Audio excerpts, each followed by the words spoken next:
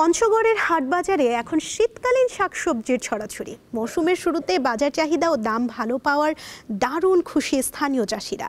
পর্যাপ্ত সরবরাহ থাকায় ভোক্তারা কিছুটা কম দামে পাচ্ছেন শাকসবজি। শীতকালীন নানা জাতের সবজিতে সয়লাভ পঞ্চগড়ের হাটবাজার। এর মধ্যে অন্যতম ফুলকপি, পাতাকপি, শিম, লাউ, মূলা, গাজর, টমেটো। গ্রামাঞ্চলের বাজারে ৩০ থেকে ৬০ টাকা কেজিতে মিলছে অধিকাংশ সবজি।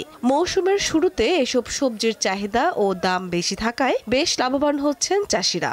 2 বিঘা জমি আমার, চাষাবাদ করি, আগাম মনেগঞ্জে মূলা করি, ঢেঁড়স করি, আবার এই যে ধুন্দুল করছি।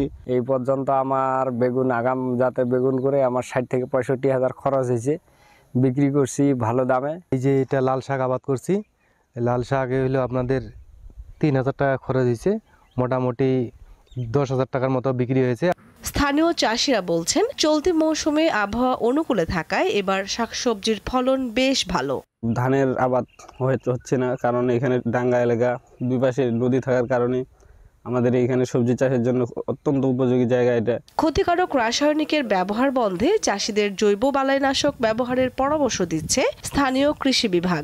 যারা উচ্চমূল্য সবজি আবাদ করছেন তাদেরকে আমরা প্রশিক্ষণ দিচ্ছি এবং তারা যাতে জৈবিক উপায়ে শাকসবজি উৎপাদন করতে পারে আমরা সেক্ষেত্রে তাদের পরামর্শ দিচ্ছি। পঞ্চগড় কৃষি বিভাগের তথ্য মতে চলতি মৌসুমে জেলায় ৫,৮১৫ হেক্টর জমিতে শীতকালীন শাকসবজি চাষের লক্ষ্যমাত্রা ছিল। কামরুন নাহার, দীপ্ত, বার্তা কক্ষ।